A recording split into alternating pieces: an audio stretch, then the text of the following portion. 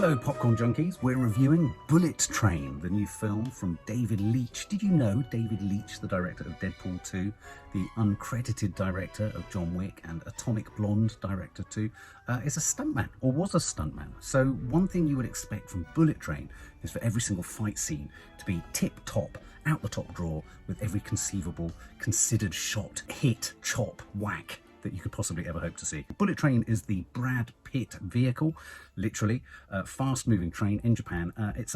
Basically the grab for this is it's a sort of comic, whip-smart comedy set on a bullet train in which numerous assassins, though our main sort of focal point is Brad Pitt, a number of assassins are pursuing a suitcase or a briefcase, and this belongs or is in some way connected to the White Death, who's the ultimate villain in this, who's essentially at the end of the line, and all of these assassins are basically after the same thing, and they're trying to outdo each other, kill each other, outkill each other, re-kill each other, and generally just destroy each other as much as possible on a fast-moving train. Now, fast-moving train films are a great genre. There was Runaway Train with John Voight back in the 80s. There's Strangers on a Train. I thought that was a brilliant film. There's, of course, Train to Busan, which is one of my most fantastically favourite sort of train films in which horror, action and unexpectedness just managed to be portrayed within the claustrophobic space of a train so brilliantly.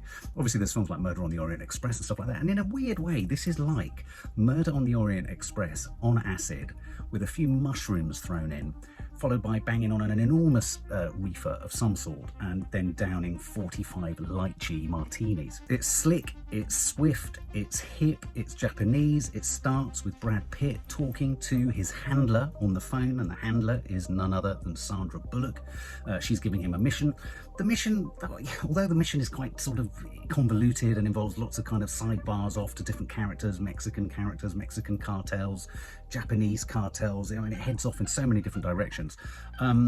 Essentially, you know, it all pivots around them all on a train trying to get the same item or the same thing. They're all hunting the same thing. And so really it's one of those films which has a vast number of characters, and it's a sort of slow release of those characters that kind of gets this film going.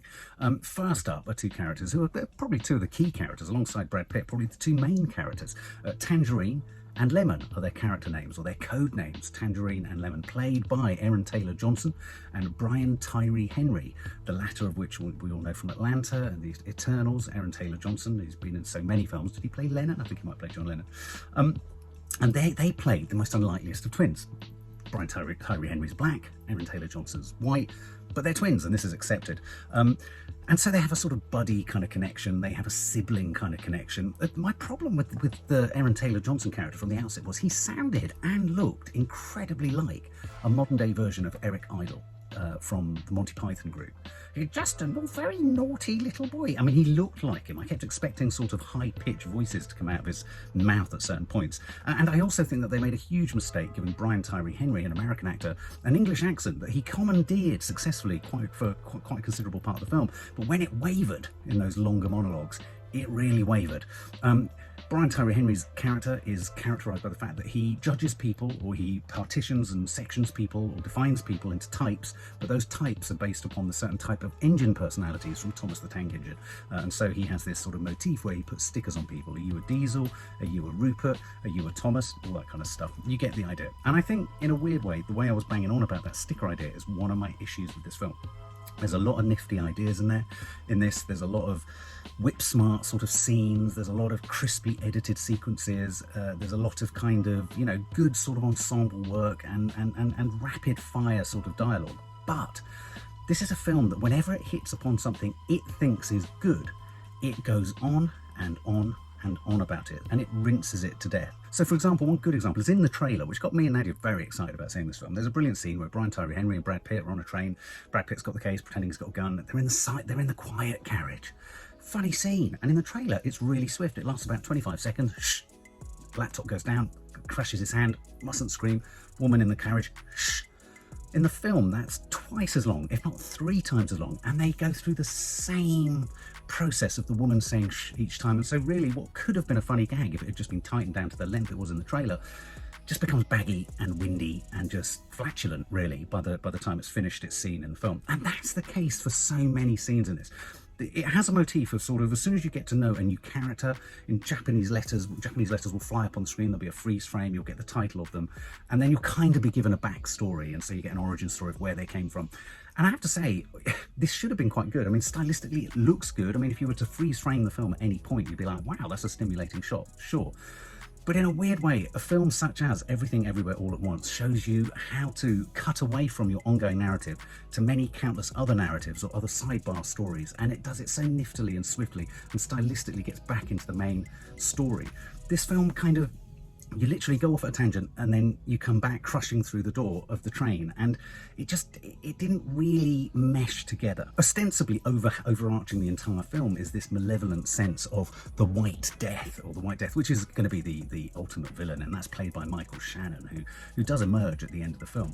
And they have this device in the film where they essentially say, oh, there are going to be 16 stops, and when it stops at each station, it's going to be stopped for a minute. And in a weird way, this kind of structure was kind of the narrative structure of the script. I wouldn't be at all surprised if on the actual script they put station 1, and then they wrote the scenes, and then station 2, minute. And so at every single station they would play the 1 minute jeopardy of, are you getting on, are you getting off, is someone being thrown off, all the time. Lots of subsidiary characters get killed, get poisoned, get gotted, get assassinated. There's a particular, I thought Logan Lerman was one of the characters. He plays the son, actually, of the White Death, and he's poisoned. And there is quite a funny extended scene as a sidebar of a Mexican family, the Mexican family being poisoned and then vomiting and then bleeding out of their eyes. It's visceral. I mean, there's some real kind of blood and guts in this. And it strikes at that sort of Tarantino comedy sort of violence.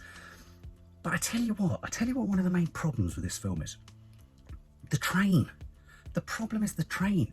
You're trapped on a train, and one of the bigger problems with this train is it's such a silent train, so it doesn't really move. So every scene is almost totally lacks atmosphere. You've got no sense of the outside world, so there's almost like an empty hum, but they don't exploit that. They don't turn that to their advantage. It's just empty. There aren't many characters on the train. They do say at one point that every ticket on the train has been bought by the villain, so that everyone on the train is essentially there for a reason, including a rather fabulous cameo from Channing Tatum. Though even the cameo from Channing Tatum wasn't as funny as his cameo in Free Guy. He was playing this kind of, he's a bit of a sort of dorky kind of passenger, and he's approached by Brad Pitt, and he wonders whether this is a sex thing, and oh, it's not a sex thing. Okay, it was kind of funny, but not funny enough.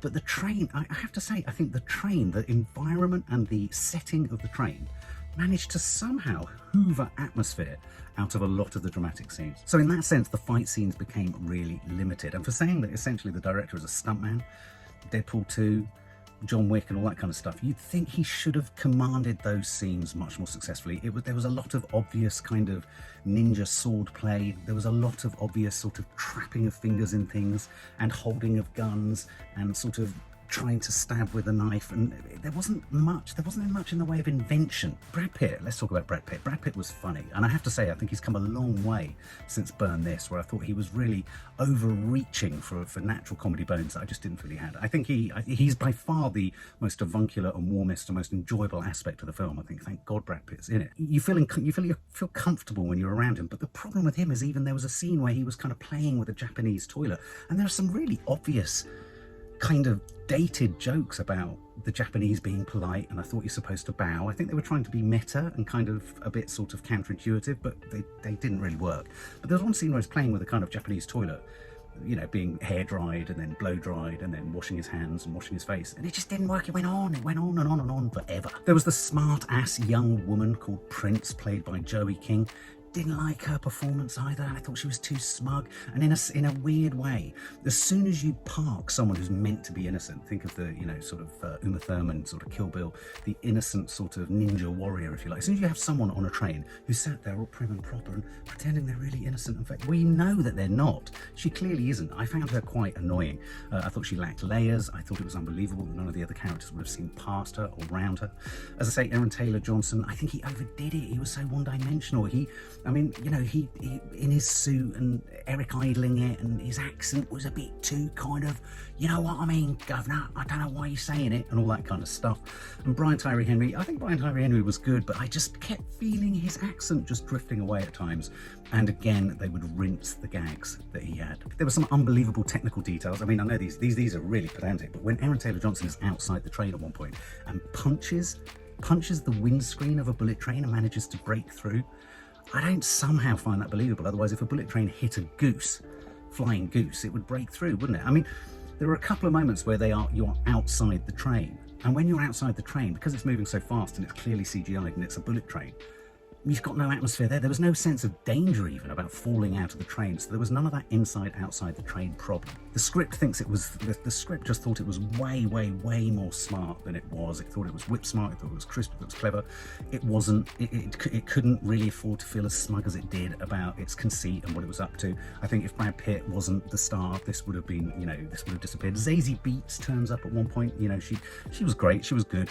She was sort of, you know, you could see some actors had come into this. Ryan Reynolds is in there for a very brief cameo, as I say, Channing Tatum. There's a couple of actors in there with small parts, really relishing the idea of kind of being sort of, you know, odd and weird and extreme. And Zazie Beetz is, but even her scene was quite obviously dealt with. It wasn't sort of innovative, it wasn't creative or anything like that. Michael Shannon, even he, I felt, could have been let go a bit further. I mean, admittedly, what happens to his face at the end is quite remarkable.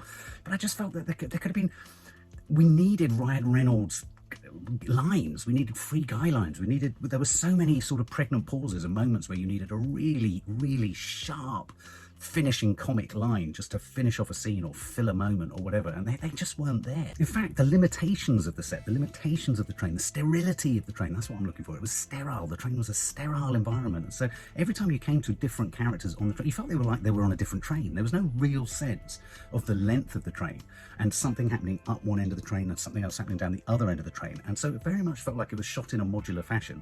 It was also structured in a modular fashion due to this sort of 16 stations with 1 minute at each stop. So it felt very sort of, it was almost like painting by numbers. It's like action film by numbers. I mean, you've got to give credit where credit's due. I mean, they give a backstory, they give an origin story to a bottle of mineral water. I kid you not. They give it the same Japanese name. You see it in various stages through the film. They bring it up to date. You know, there were some great ideas. I think this film desperately needed to be cut down by about 25, well, possibly 35 to 40 minutes. It was striving for Tarantino-esque, it didn't quite get there. It was striving for Deadpool 2, didn't quite get there. I think Brad Pitt's ability to be funny would have been amplified if he'd had an ensemble cast that was as funny, if not maybe a bit funnier than him, so that he could have played it a little bit straighter perhaps. I mean, you know, all the characters in this, you sort of feel that all the characters, they're not meant to be likeable, they're all assassins. But even in their psychopathy, you didn't really care for any of them. And so, you know, when you saw them entering fights and you thought, well, they could die here, you kind of just sat back and went, okay, well, which one of you is going to die here? And even in that, there weren't any massive surprises. There weren't any really massive surprises. And there wasn't really any gallows humour, even in the blood and the gore and all of that. I thought they could have had more fun with that. Right at the end, you get a bit of Sandra Bullock. Sandra Bullock looking bizarre, like an avatar of herself. She looked like a CGI construct of herself. She was there, but she wasn't there. It's the most bizarre experience. It's one of the creepiest experiences I've ever seen, is watching Sandra Bullock at the end of this film. This is a project that arrives late at the station, misses its stop, all the rest of it. You know, I mean, at the end of the day, this had high ambitions to be a whip-smart, fast-moving, clever, inventive action flick. Nothing inventive. The action was leaden and predictable. The location, I mean, it's called Bullet Train. The very thing that makes this different, in a sense, sucked all the atmosphere out of it. So it became a sort of, I mean, that sound is almost like what the film's like, with a few moments that happen within it. I think the problem with the film is you didn't really care about the villain, and you didn't really care about them surviving, and they were all sort of cocky and smug and sort of, you know, yeah, aren't we cool, aren't we clever? And none of them really seemed to care about dying. And as soon as no one really cares about dying, you don't really care about them surviving as a viewer. Do you get me? So if I was to score this, I would give this film a 45 out of 100. For more film and family fun, don't forget to click the subscribe button and make sure to click the bell to never miss an update.